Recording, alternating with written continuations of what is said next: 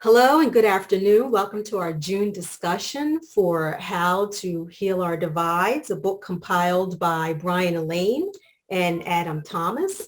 Our year-long discussion takes place at noon Eastern on the first Thursday of every month.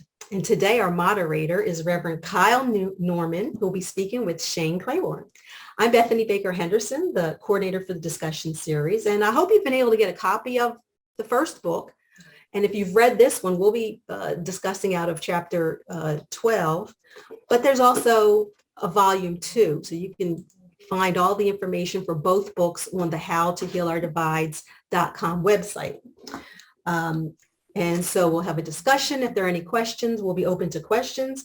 And for now, I'd just like to introduce to you Reverend Kyle Norman. He is a priest and author and retreat chaplain. He holds a bachelor's degree in philosophy, a master's in divinity, and a doctorate in spiritual formation. He currently lives in Calgary, Alberta with his wife and son. He's the rector at the Anglican Parish of Holy Cross in the Diocese of Calgary. And when he's away from church, he often finds himself attending his son's bowling competitions, reading books on spiritual formation, and living dangerously, doing crossword puzzles in pen. He was also a children's magician for a few years. And besides his weekly sermons, he writes for various platforms and websites. He's also the main contributor for Ministry Matters, which is the Anglican Church of Canada's blog forum. He frequently writes for crosswalk.com, renoverycanada.ca, and christianity.com. His writing aims to help lifelong active Christians take the next step in the relationship with Christ. So thank you for joining us, Reverend Kyle. It's so good to see you and talk with you today. Absolutely. Well, it's lovely to be here. And I just feel very honored to be a part of, in a small way, the How to Heal a Divides community and to be talking with Shane. Shane, I'll introduce you, although I'm sure you don't need any introduction. You are quite a well-known prominent speaker, an activist, and a best-selling author. Shane has worked with people like Mother Teresa in Calcutta and the Archbishop Justin Welby, the Archbishop of Canterbury, through the Thy Kingdom Come initiative.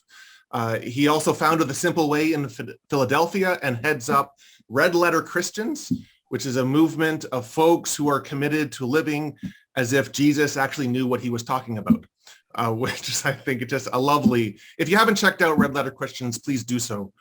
Shane is a champion for grace, and that has led him to various places, but it also led him to jail for advocating the homeless, and in various places like Iraq and Afghanistan to stand up against war. And his current passion now is to end the death penalty and help stop gun violence, which is, well, we'll talk about that in a little bit. Shane's books include Jesus for President, Letter Revolution, Common Prayer, and a whole bunch of others. His most recent book is Beating Guns. He has been featured in a number of films, including Another World is Possible and Ordinary Radicals. And his books have been translated into more than a dozen languages.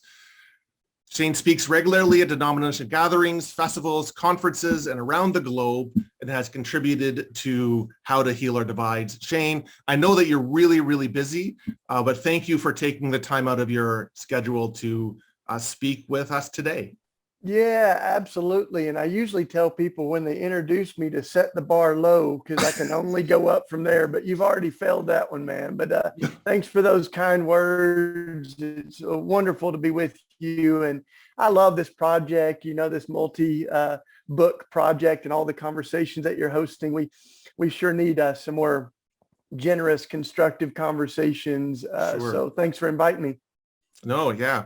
So one of the things that Bethany and I were talking about just before you came in is that, your chapter is timely. You end the book by speaking about gun violence, or you end the chapter by speaking on gun violence. And obviously we've just had some pretty horrific examples of that. If you were writing the chapter today, you title your chapter begins with humility. it begins with humility. If you were writing the chapter today, would you still say that? Would you still say that healing our divides begins with humility? Oh, absolutely. I mean, not too much has changed since I wrote the chapter. In fact, that's part of the problem, right? Is that we have mass shooting after mass shooting. We have this sort of, in many ways, unreasonable extremes that have a hard time talking with each other to find any constructive change possible. A starting point is not compromising on what we feel passionate about, but being able to say, maybe there's something I'm not seeing. Maybe I'm not right on everything. And in fact, if I talked to myself 10 or 20 years ago, I probably wouldn't agree with everything I had to say then. So we're all kind of a work in progress. But I think that one of our biggest obstacles is self-righteousness, is this idea that as Jesus tells a great story. I think I mentioned it in my chapter where he talks about the guy that stands up and says, thank you that I'm not like those people, and we have a lot of people that are pointing fingers and saying, we're not them. But that is part of our problem is we need to be able to find the contradictions and struggles within ourselves to realize that we've all got blind spots. And we're really not going to move forward on some of the things that I think we need, like policy changes on things like the death penalty and gun violence without reaching outside of our own little sect, political sects. Sure.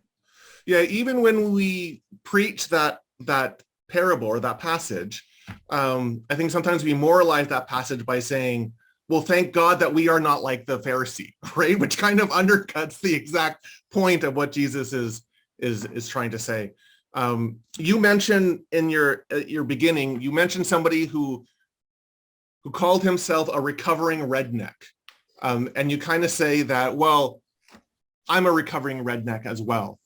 And I think this humility involves an honest look at ourselves, which is an important point. I appreciated that when you talked about the sin of self-righteousness, you've placed it in both camps. Like it's the right-wing fundamentalists, but also the progressives that can be as equally self-righteous. Yeah, Jesus called it the yeast of the Pharisees, that it's sort of a poison, right, that contaminates us. And I grew up with one version of that self-righteousness, which was more, I guess you would say, a conservative, legalistic, religious brand of that was like, we don't smoke, drink, or chew, or go out with girls that do. That's what we would, so it was about, we would, this sort of moral righteousness and purity culture and things like that. But there's another version of that I kind of name in this section of the book of a progressive self-righteousness, a sense that we are morally superior, that, I kind of joke about folks that would frown upon a Starbucks coffee cup or would never use styrofoam or drive an SUV because that, has every indication on the radar that you don't care about anything, And so, those, in fact, some of the folks I meet on the left have grown up fundamentalists, and they use the same tools of policing and of shame on those who disagree with where they're at now. So I think that shaming and that policing, that who's in and who's out, is part of the problem. And, self-righteousness is not partisan. Yeah. You quote Henry Nouwen, who I absolutely love, talking about needing to recognize that another person's evil or sin lies within myself as well.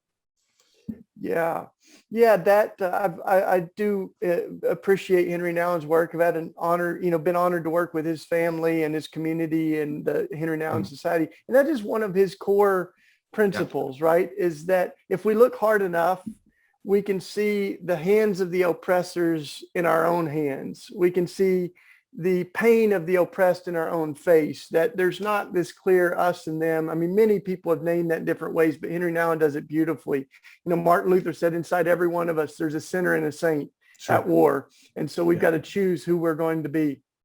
But that is sort of the beginning of some of that humility, right? Is as G.K. Chesterton was asked, what's the biggest problem in the world? And he said, I am. Yeah.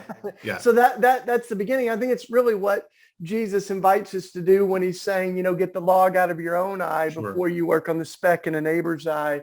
And can you imagine if we all sort of began with, hey, these are the things we know, but we're wrestling with that. And we named some of the confession is a holy thing, right? Sure. And it's that confession, that humility that I think kind of cracks things open in a way that the Spirit can move. And that's why I've often said I'd rather hang out with a humble conservative than a self-righteous liberal. Sure. And I'd rather hang out with a humble liberal than a self-righteous conservative. Like I want to hang out with people that are able to listen and able to engage ideas that are different from theirs and come up from a posture of listening and learning rather than just kind of cramming their own truth down someone else's throat. I think that sometimes what happens when we enter into this self-righteousness is we forget the humanity of others, and we make you talked about, people who would never drink a Starbucks coffee, right? We make everything about issues. And it just becomes about, do you have the right theology or the right framework for this ephemeral issue that we're talking about? One of the things that you write in your book, and I know that you tried to do this by naming the victims of Uvalde. You talk about the need to put names and faces on issues. Can you speak to the importance of why that is important in putting names and faces to the issues that we face that divide us? Yeah. So and this is not unrelated to what we were just talking about. And I want to say really clearly that I believe living lives of integrity. That's an important thing, right? I mean, we all have our hypocrisies. That's why my friend Tony Campolo, he says, when people tell me that the church is full of hypocrites, I like to say, no, it's not. We've always got room for more. Sure. But we're working on ourselves so that our hypocrisies and contradictions might be less today than they were yesterday.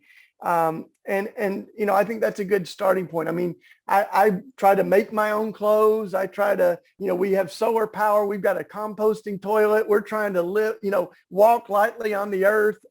And yet to maintain that humility, to be able to interact with people who are in different places on that, and so like this guy I tell the story about in Texas that said, I'm a recovering redneck, pray for me. If we don't have room at our table for folks that they themselves are also working out their salvation with fear and trembling, then there's something wrong with that theology, I think.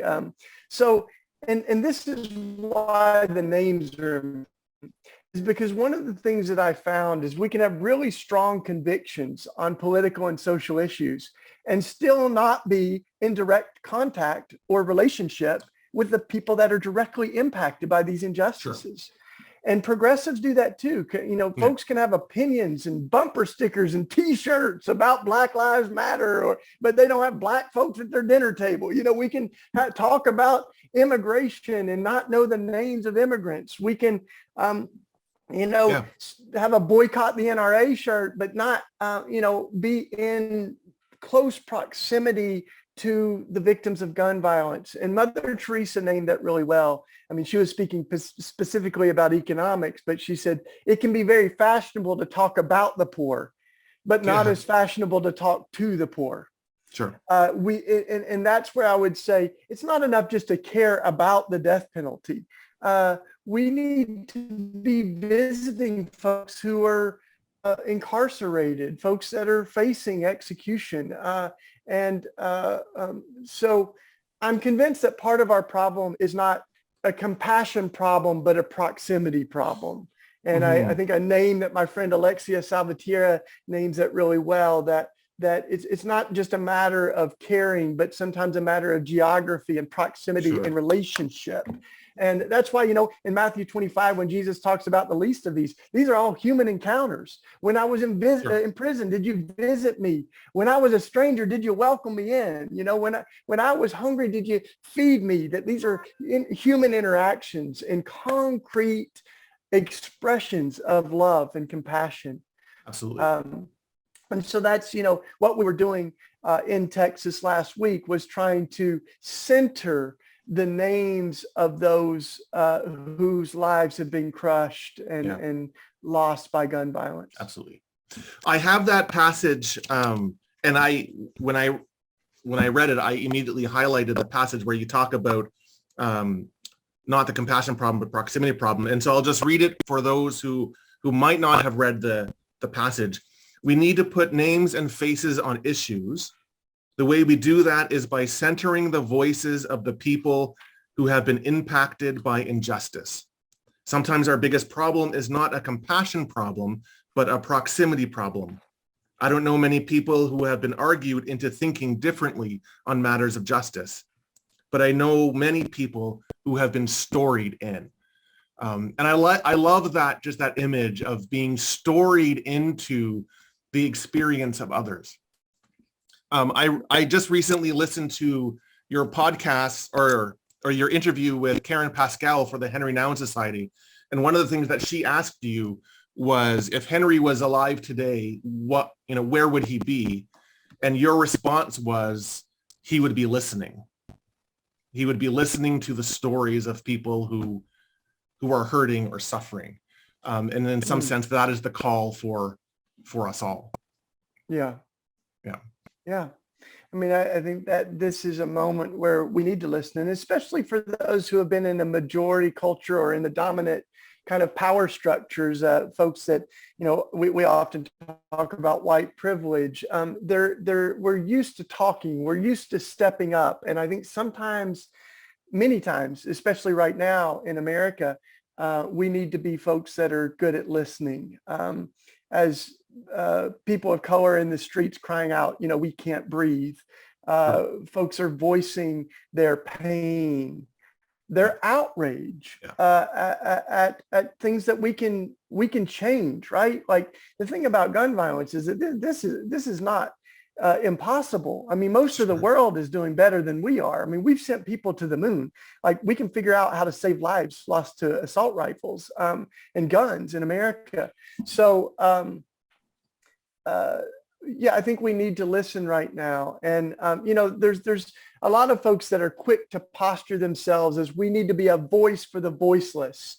And I would suggest that sometimes that's not the best paradigm, because there are people who have voices, people just aren't listening. And so rather than stepping in front of them, we should step beside them or behind them. And rather than grabbing the mic, we should hold the mic so that they can share their own stories and their own passion and pain. And we should be, folks that are not trying to be a voice for the voiceless, but are trying to amplify the voices that people are not listening to, that are not being heard. Yeah, absolutely. Well, I think part of that privilege sometimes, what we are learning here in my context in Canada, particularly with the church dealing with the Indigenous communities, is recognizing the humility to say that the answer doesn't reside with me. As the dominant person, as that white privilege kind of thing, I'm not the one who gets to arbiter the answer, right? So part of the humility is to recognize that maybe the answer comes from the victims and from those who are hurting, who will inform us of what is the best way forward, rather than me stamping what the approval is. Yeah, and there's lots of different ways that people can show courage right now. We all have different social locations. We have different things that there are different risk factors for different people, right? I have friends that have been incarcerated that they can't do direct action, where they're risking arrest. And so there's all kinds of different ways that I think we can have courage. I think of Colin Kaepernick taking a knee in the anthem. I think of Bree Newsom climbing up the flagpole and taking down the Confederate flag. There's folks that are marching in the streets. There's people that just telling their story is the most powerful thing that they can do. So creating a space like this weekend, I will be with my friend, Reverend Sharon Risher, who lost her mom in the Emmanuel AME shooting. This month is the anniversary of that shooting. And so she'll tell her story, but we will also be on a gun together, as we transform it into garden tools. And, this is what we make out of guns, so we'll be doing that together. But it's not just about the symbolism. It's about finding a way that we can proclaim that things can be made different. Our country can be different. A metal can be reimagined, and so can our streets. So, and in Uvalde, we learn, in Houston, we learned that because, as some folks may know, we attended the National Rifle Association convention, and particularly the prayer breakfast.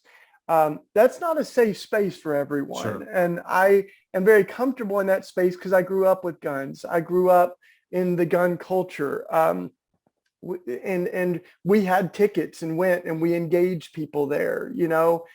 We took flyers that are a lot like the religious tracts I grew up with, Sure. and we gave them out that said, we can't serve two masters. Will we choose the gun or the cross? And you can't be pro-life and ignore gun violence. So we engaged people, inside the NRA convention, but we also, we were confronted with police. We were threatened with arrest and thrown out of the prayer breakfast because we named the names. And that, I think that's not that's not the only thing, but we all got to be turning up the volume in every way that we can right now, right? There's so much at stake. So I think of Beto, interrupting Governor Abbott's press conference and Steve Kerr saying, I've had enough, and walking out of the press meeting because he can't think about basketball when so many lives are being slaughtered. So there is an urgency. And I think all of us have got to ask, what does this crisis, whether it's gun violence or the continual denial of systemic racism, what does it look like for us in our own social locations to show courage right now? Yeah, absolutely.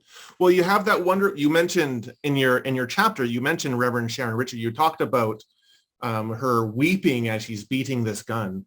And I think it's a powerful scene.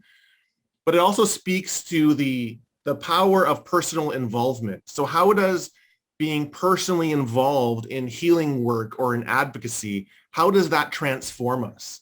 Because it's easy to be armchair advocates, right? And to talk a good game. But how does actually being personally involved, how is that transformative? Well, there's nothing that puts a fire in our bones like more than when these issues become personal, right? Mm-hmm. It's been said that privilege is being able to decide which issues you care about and which ones you don't. Sure. So for a lot of people like Sharon Risher, gun violence isn't just another thing you check off, right? Yeah. But here's the interesting thing is not only did preventing gun violence become a passion for Reverend Risher, but the death penalty chose her. She didn't choose it, but Sure. Dylan Roof, the man who killed her mother and family, faced the death penalty, still faces a possibility of the death penalty. And it raised the question for her. What do I believe about this? And she's a woman of deep faith. That's why I love sitting at her feet. And she talks about how hard forgiveness is. Sure. That we use these cliches like forgive and forget. And Reverend Risher says, no, you forgive and remember. And the scars never go away. Sure. But that is exactly the power of God's love and redemption and grace, is that we believe that God's love is bigger than Dylan Roof's hatred. Isn't that something? Yeah. And it's one of those Amen things. for that. Yeah. Some days we have to say, Lord, I want to believe, help my unbelief, right? Yeah. There's days where Reverend Sharon and any of us probably have a hard time waking up believing that. Sure. But we continue to claim it. We continue to walk together in those moments. And so, I mean, I've had some amazing opportunities. And by the way, you know, on Saturday, the information's on all of our socials. We'll live stream the event that Reverend Sharon and I will be doing together this Saturday. And she'll be sharing her own story, not just her story, but she's sharing the gospel. She's sharing the truth with everyone, you know, because she's more than a murder victim family member. She is a force for love and for redemption in the world. So, you know, join us there. But so I think the fire inside of us comes when we are in direct relationship with people whose lives are at stake. You know, you can read the statistics, you can watch it on TV, and it does do something to us. But that's why I believe in showing up. You know, when you go to Uvalde and you see that school, you see those families, you see these memorials with stuffed animals taller than I, you know, piled up to higher than I am. When you hear the tears and you hear the cries, And the same with the executions. Everyone's so tragic and everyone's so distinct. You know, there's executions where we know that the person is innocent, and that rips out the person who's being executed is innocent of the crime, and that rips your heart out in a certain way.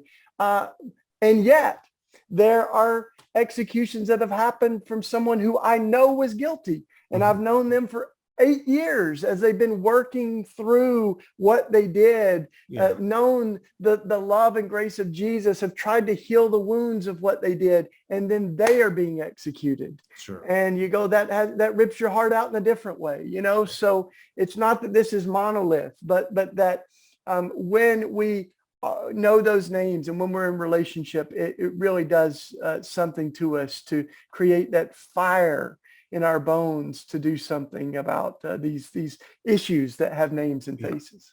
Absolutely. I do know that Bethany, you had mentioned that you had a couple questions, and so maybe I'll just invite you to jump in here.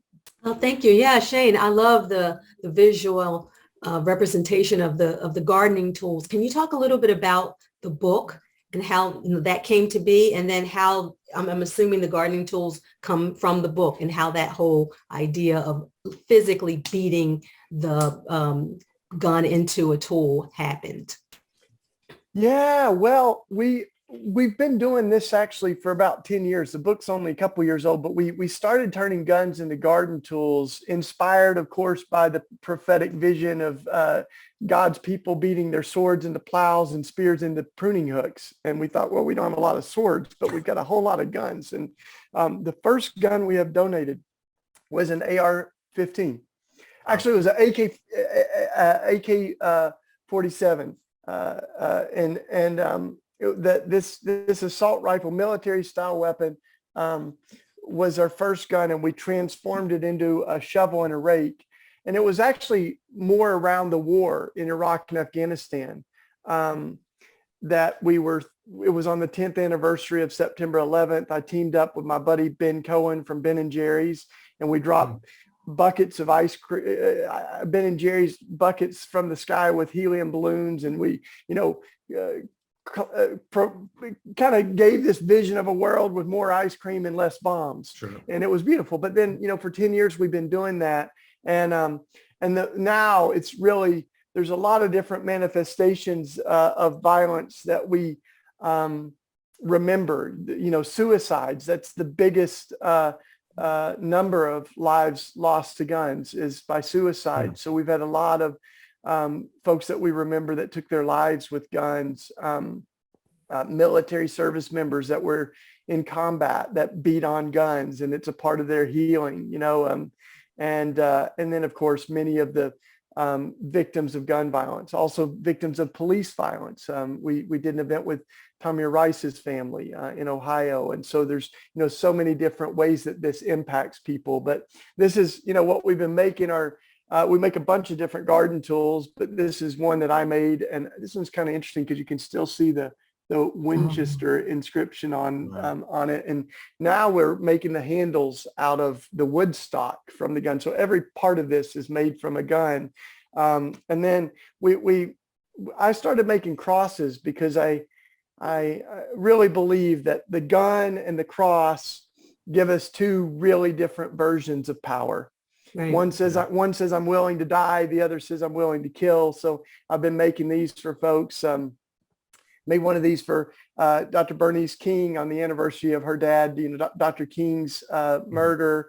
And we don't always think of Dr. King as a victim of gun violence, but of course he was such a champion for peace, and made these for pastors, for friends all over the country that are working against gun violence. So, and then we, not everyone wants a cross. We got a lot of interfaith friends. So I also make these hearts out of a slice of the barrel. And we make all kinds of other stuff, but yeah, that's more the it's not just about the art and symbolism, but really about creating spaces where we can honor the trauma and the pain of those who have been impacted. And so we've done events, all over the country. We've got them happening all over the country this month. That this is Gun Violence Awareness Month, the month of June. So we'll be doing all kinds of events so that centering the people impacted by gun violence, and also proclaiming that all things can be made new. That's what I tell people sometimes. This is what a gun looks like when it gets born again. And it's also kind of an invitation to reimagine our country and say it doesn't have to stay this way. Death doesn't have to be normative. Yeah. Wow. That's amazing. Do you see that ramping up somehow, where I'm not sure what you're actually doing now, but on a broader scale to take, because, in Philadelphia, there are a lot of gun collections. I'm not sure what they do. They destroy those. I'm not sure where those go, or if you've been involved in that. But do you see that being some kind of program where you're collecting guns, having whoever comes to beat them into tools, and then use that as maybe a fundraiser to do something? Or is there a bigger picture around that concept? Oh yeah. I mean, our dream, which we cast, in the book Beating Guns, is that we would have an entire underground network all over the country of places that are safe surrender sites. And we're actually building that right now. I sometimes call them chop saw churches, because we train them in how to legally decommission a gun. And they can do that once a year. They can do it once a month. They can do it every Sunday if they want to. And they're not all churches. Many of these are community centers, mosques, synagogues that want to be a part of getting guns off the streets. And so we call it the disarming network, the safe surrender network, places where people know that they can dispose of unwanted guns, and people are trained to decommission them according to federal, guidelines. And so all those guns are donated. And we do some gun buybacks or give backs. My buddy Mike, that I do all this work with, I wrote Beating Guns with, Mike Martin. He has teamed up with the Denver Broncos, who are really passionate about this. Wow. So they're taking hundreds and hundreds of guns in Colorado off the streets and decommissioning those together. So sometimes we'll incentivize that. I mean, one of my ideas in Philly, we just launched Raw Tools Philly, which, by the way, if you didn't catch the where we get our name, it's war flip backwards. That's how we get Raw Tools. And so we're turning war around. And in Philly, we've talked about, we've got a lot of friends that know, I think it's Jeff Brown, who started ShopRite, and we'd love to have some food for firearms. If you give a gun, we'll give you a gift certificate for ShopRite or something like that. So there's always ideas that are spawning out there, and new friendships and partners. But yeah, in Philadelphia, we've had the highest gun deaths that we've had in 30 years. And that's true in most places in the country. We went over 40,000 gun deaths last year. Last year, guns became the #1 cause of death of American youth. For several years, it's been that for African American youth, the number one cause of death, because they're 10 times more likely to die from guns than white kids. But last year, it's all of our kids in America, the number one cause of death. And there, again, suicides are at an all-time high. And this is why guns make a big difference with suicide, is because they're so effective. When you attempt suicide with a gun, 90% of people die. Almost no one survives.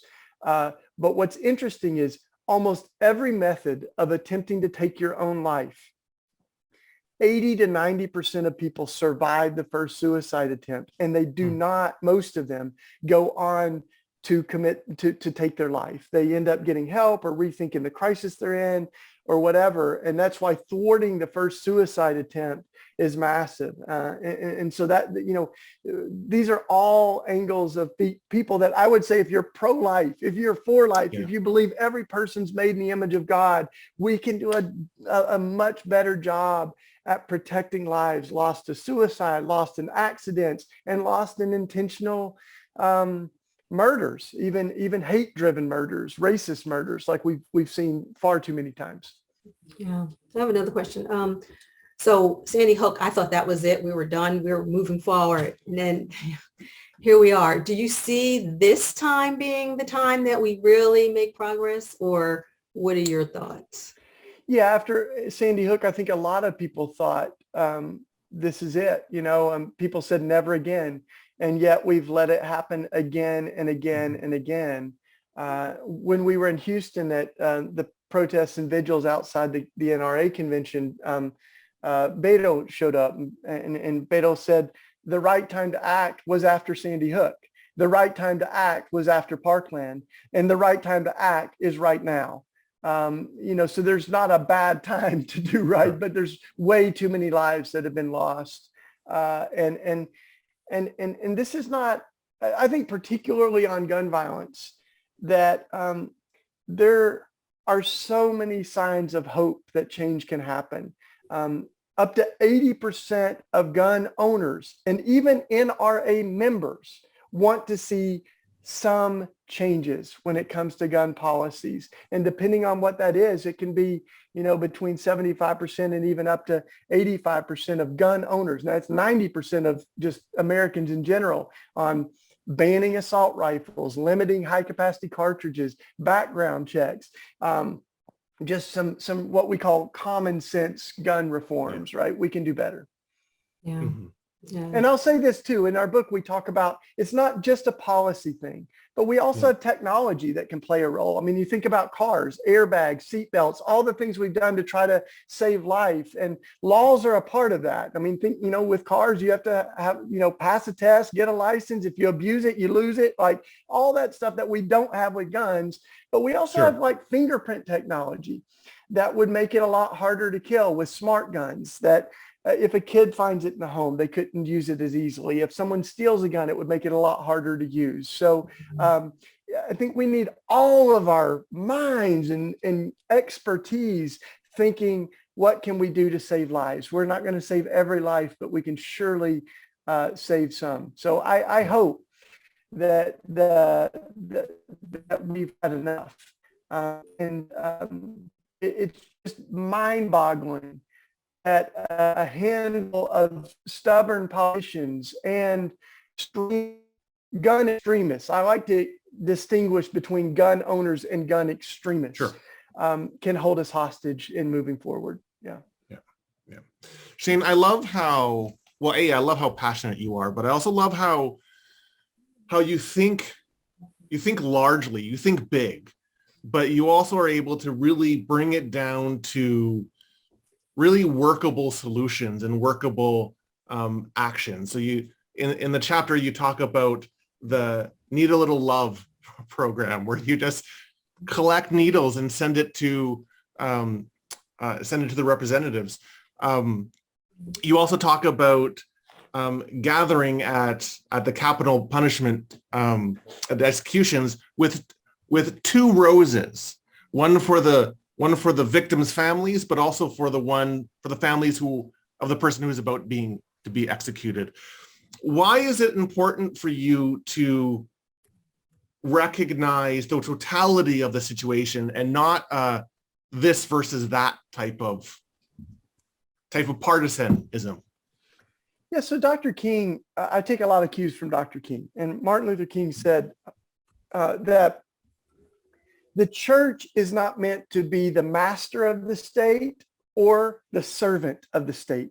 The church is meant to be the conscience, the prophetic conscience of the state, of our society. And also, he said the way that we do that is that we expose injustice so that it becomes so uncomfortable that people have to respond. And things like the needle campaign, the Need a Little Help campaign, which, it's one thing to read about that, but it's another thing to, see it. And I actually have one of these beside my desk, this is what we're talking about for folks that haven't read, or may not have seen it, this was prompted by the young people. And incidentally, I think I told this story in the book. One of our young people, they were talking about how when they were having a snowball fight, they were worried about packing the snow because there might be a needle in there.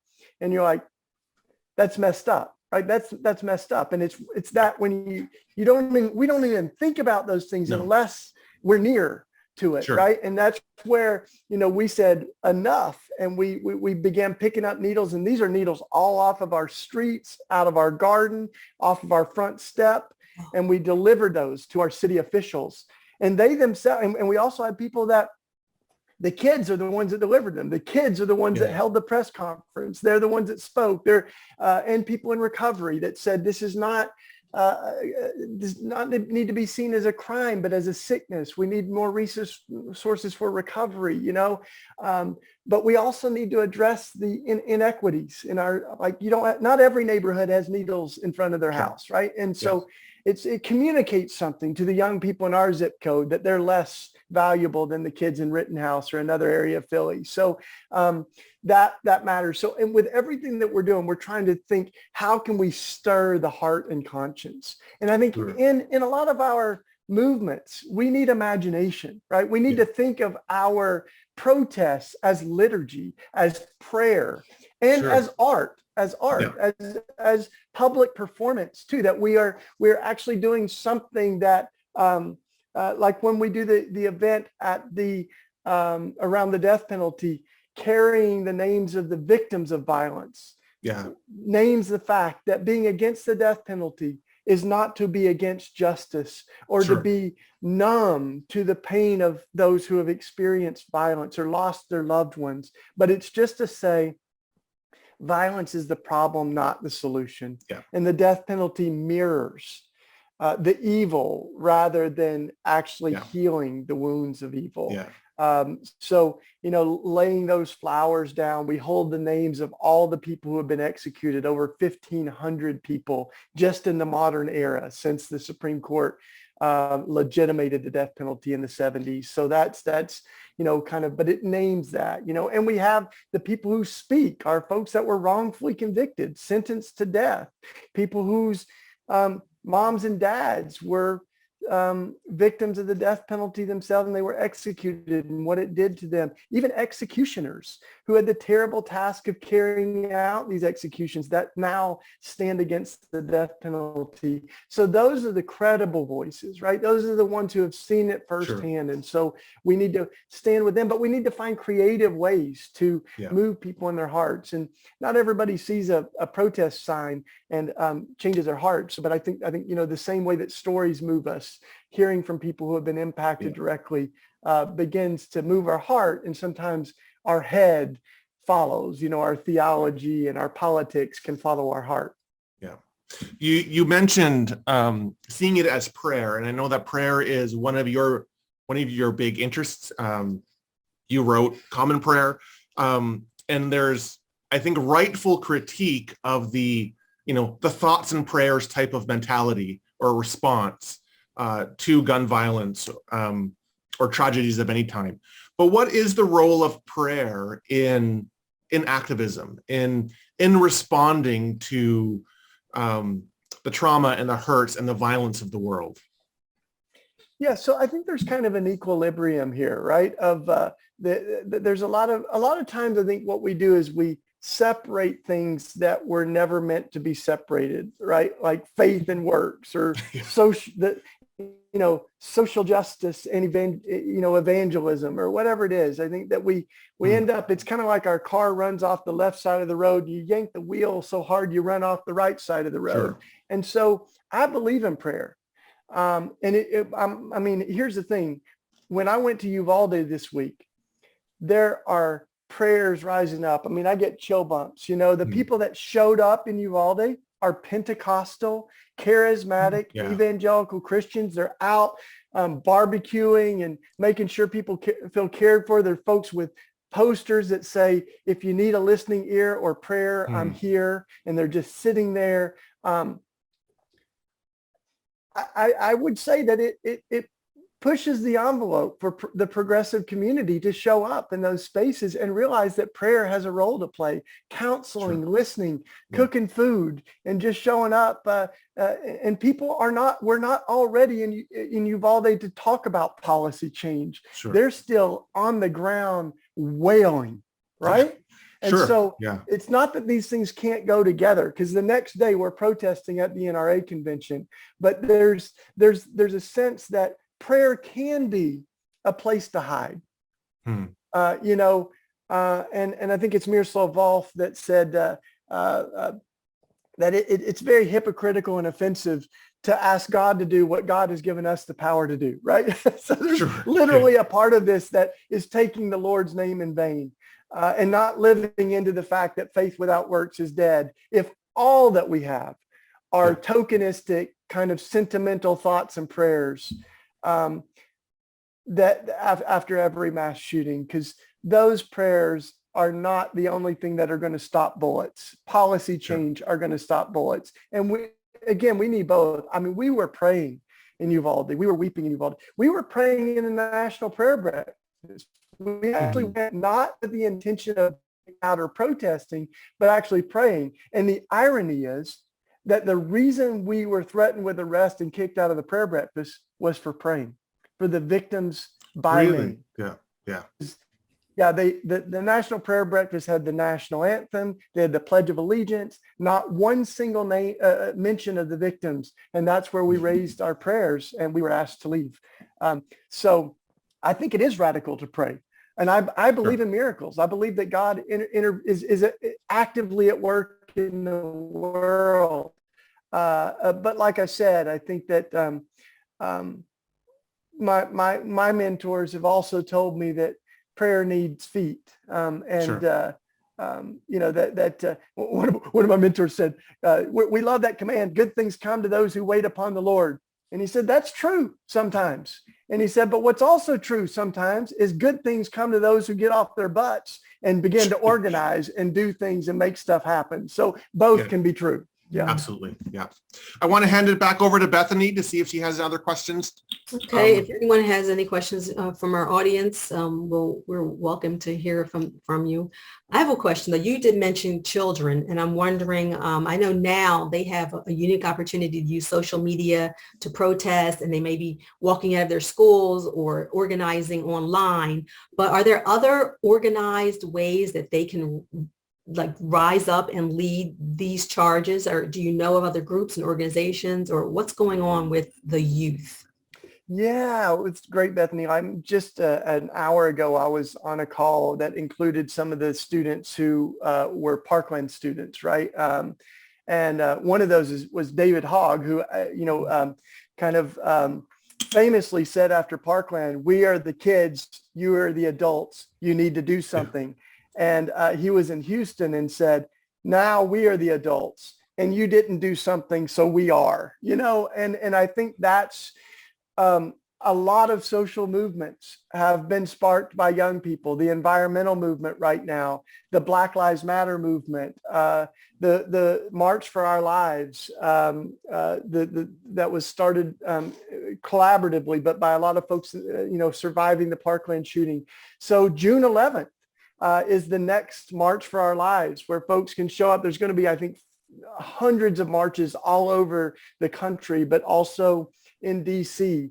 So that's, right around the corner. But this month in Common Prayer, the book that we created and used for our prayer and liturgy, we remember the Soweto children, the students' march in South Africa, where 700 kids were killed for nonviolently protesting. So all over the world, young people have sometimes been ahead of the adults in saying, we refuse to accept the excuses, right?